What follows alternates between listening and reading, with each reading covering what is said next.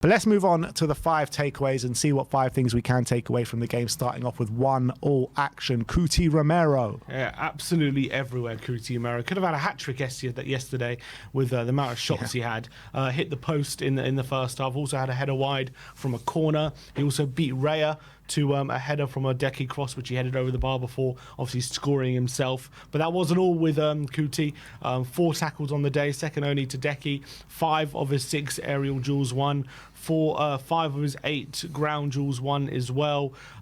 He was just absolutely everywhere. 97% passing accuracy as well for Cuti Romero. He had an unbelievable display and was literally probably the best defender on the day, the best striker on the day as well, and probably the best player on the day. Yeah, absolute all-action display from Cuti Romero yesterday. I thought he was brilliant. He really led the team by example. I mean, Sonny was the captain on the day, but I felt like he was the one showing the most leadership ability. He didn't want to lay down for Arsenal at any moment in that game. 3-0 down, he's still showing leadership ability and leading by example. And, you know, the narrative around Cuti Romero is when things are not going his way, he lashes out and becomes maybe a bit of a liability. But he was the complete opposite of that yesterday. He was driving us forward. He was that driving force throughout the game. And I think you're seeing signs since that Chelsea game where he got sent off. I think you've seen signs all season that he has like kind of put that in the back in the history books now, and I think that he's moving forward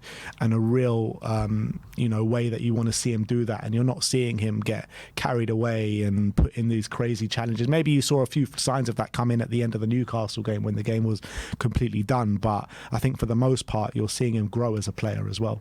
Yeah, definitely. And to be fair, apart from that Chelsea game, have we seen that at all from Cuti this season? That kind of that's what I'm saying, and you did see it at the back end of the Newcastle game.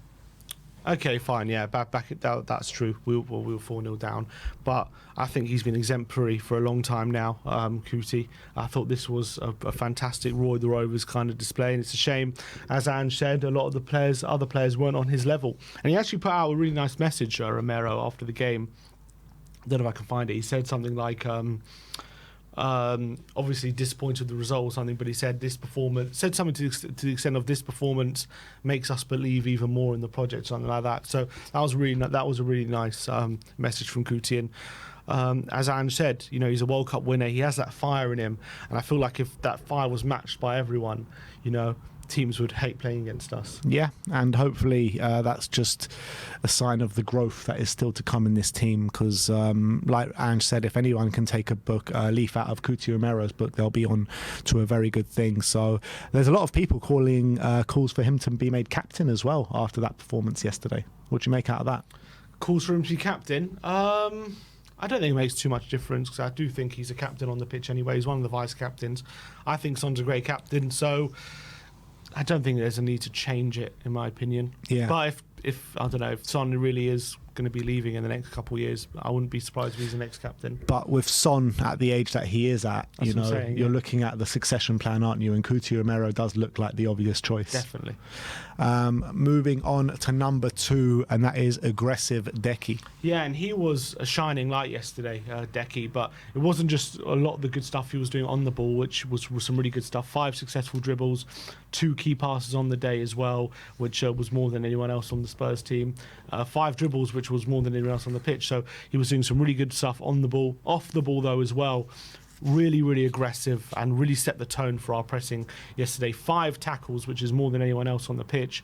13. He was involved in 22 duels, winning 13 of them as well, which showed his willingness to really get stuck in and really make sure that he's hounding the Arsenal defenders and maybe not giving them a moment's rest. And it was really, really, really impressed from Depay. I felt like in our attacking phase of play, he was the one really standing up to be counted, making sure that making it as difficult as possible for Arsenal, asking different questions on them on and off the ball. And again, similar to Cuti, I felt like if the other attackers were on Depay's level, could be in a different game. Yeah, I do still feel like he was a bit frustrating in the final third, which we'll talk about in the next topic. But from his general gameplay, absolutely brilliant. His best performance in a while in a Spurs shirt. They just couldn't handle him. They didn't know how to deal with him. He was coming inside side and providing an option in midfield and just being a real nuisance to handle. His dribbling and ball carrying ability was on there for all to see yesterday. So hopefully this can kind of start a new wave of Decky kind of confidence, because he showed that confidence yesterday. It's just something he hasn't shown maybe in the last month or so. So let's hope that brings him back to form. But let's move on to number 3, and this is what I was talking about, but the final ball lacking.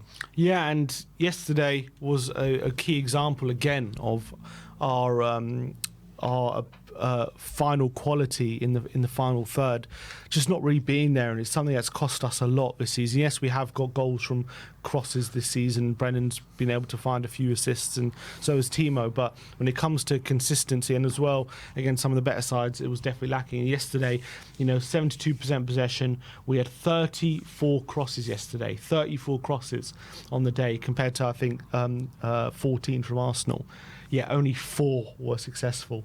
4 out of 34, and when you're putting that level of crosses in the box, you need to at least be getting double figures when it comes to successful balls into the box. And the fact that only 4 were successful is an indictment on the lack of quality we showed in those positions, and especially in those last 20 minutes. If we had at least 1 or 2 successful crosses, could have easily gotten that late equaliser or back in the game sooner. And unfortunately, we just didn't have that. Yeah, and that was the biggest source of frustration on the day for me, apart from the set pieces. Just the amount of times we had it out wide, whether it be Porro, Brennan Johnson, Kulusevski, Werner, Son, all the players that we had out wide at the time. None of them could seem to put in a good ball in the box. Every single one, it felt like, particularly when we were really on top in the last 20 minutes, just floated into Raya's hand. Those floated crosses were just pissing me off so much. And it's not something we've seen, a lack of maybe conviction from crosses before, but we weren't trying those like low driven ones to the back post, which we found so many successful goals with this season. We just weren't trying that, and those floated crosses into Raya's hand time and time again was just so annoying, and they need to be doing better in that aspect 100%. But moving on to the next one, number 4 is a first for Arsenal. Yeah, and Arsenal obviously were under the cosh a lot. It's the first time this season that they've conceded 72% possession, and actually the first time this season as well they've conceded over 2 XG in any game this season in the Premier League, which is even more than frustrating. We couldn't take advantage of it. We also restricted Arsenal to 1.1 XG, which is one of their lowest tallies of the season, and it's frustrating that, obviously Spurs were dominant, but in open play we were very dominant. But those set pieces obviously was our undoing. But it goes to show how hard it is to create the level of chances we did yesterday, because it's the first time that they've conceded that amount of expected goals in any game, and the fact we didn't, take full advantage of that is very frustrating. Yep, it is very frustrating, and like I keep saying, I don't think we deserve to lose the game. Those stats do bear that out, and 2 games over Arsenal this season, like I mentioned in the preview, and I don't think we've looked the second best team by any stretch of the imagination over those 2 games. And yes, Arsenal are the better team than us. You've got to say that right now. They are challenging for the title 2 years in a row. But I think that's a credit to Ange Postecoglou and the way he's improved this team to show that we're a match for anyone in this league when we want to be. Yeah, and I think it's literally fine margins. We have a corner that hits the post. They have a corner that leads in an own goal. We have a ball over the top to Son, which we put over. They have a ball over the top to Saka, which they score. Like, we have another set piece from Romero, which heads wide. They have another one from Havertz that goes in. These fine margins are what win and lose games, especially at the games at this level, when against a team fighting for the title. And those are things on another day could have easily gone into our favour. Yeah, and to be where we are at this stage of the project, towards the end of the first season of the project, with everything accounted for, losing Harry Kane and everything like that, I think you can only be proud of where we're at right now and kind of taking these teams to the end. Definitely. And last but not least, 5th and final takeaway is top 4 hangs by a thread. Yeah, I'll say top 4 hangs by a dead. By a thread. Well, it's not completely gone yet until it's mathematically over. So with that, yesterday's defeat, even though Villa drew on Saturday night, they actually extended their points gap by points difference by a point because with our loss. So It's now we're now 7 points behind Villa with 2 games in hand. Obviously, one of them being on Thursday against Chelsea. So that really has become a must-win if we want any sort of chance of being in that top 4. If we do win, that does go to 4 points behind with 1 game in hand. So then all of a sudden it doesn't look completely out of the question. But I do think, obviously, without a win on Thursday, I think you can pretty much kiss it goodbye, I would say. But yeah, that defeat very, very damaging for our hopes. And as well, it could easily get into a situation now where City need to win. Well, it's not there yet, but if Arsenal win their next 2 games, then it's going to be a situation where City have to beat us to overtake them with their game in hand. So it's going to be a very awkward situation. Yep, it's not a situation that we haven't been in before. Cast your mind back to wanting Manchester United to beat us back in the 90s or early 2000s. I can't remember exactly what season it was. I think it happened on a multiple times of occasion, to be honest, in the Wenger days. But yeah, it's nothing that we're strangers to, wanting oppositions to beat us so Arsenal can't win the league, which is a sad story in itself. But in terms of top 4, I never really believed over the last couple of weeks that we were going to make it. I felt like it died at St James's Park. You can't lose 4-0 in that stage of a season and expect to go above a Villa team that are playing really well and getting consistent results. And Villa, they had a wobbly time of it 3 or 4 weeks ago, but they're getting consistent results at the moment. Yes, I know they drew with Chelsea and probably could have lost that game, but I'm looking at Villa and I see a team that wants it a lot more than this Tottenham side in terms of this top 4.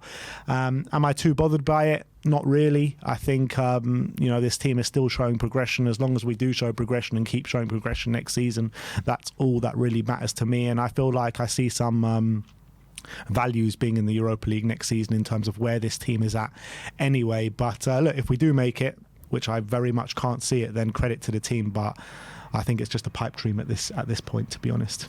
Well, when the gap is 7 points, that massively obviously is in Villa's favour. But look, if we can win on Thursday, I think it changes things again. So we have to go to Stamford Bridge and win. I think that's the only course of action.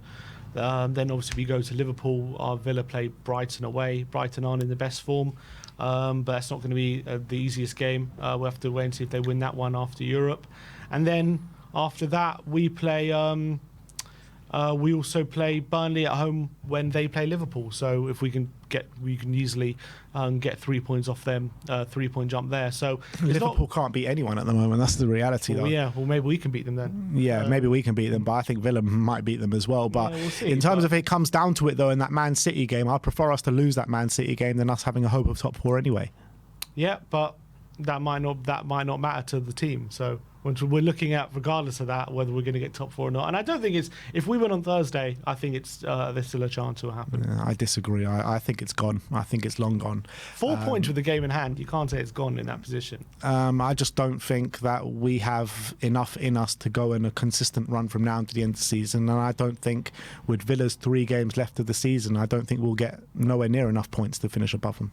Nowhere near. I think it all depends. It all rides on Thursday. I think we need to win. Every week when we lose, you're like, maybe if this happens and that happens and this happens and this happens, we'll get top 4. I mean, if we don't get, that's how football works. If we don't get top 4, I don't think we have been good enough this season to get top 4. And that's just the reality of it. I think if we get there, then we have been good enough. Yeah, but I don't think we will get there. But anyway.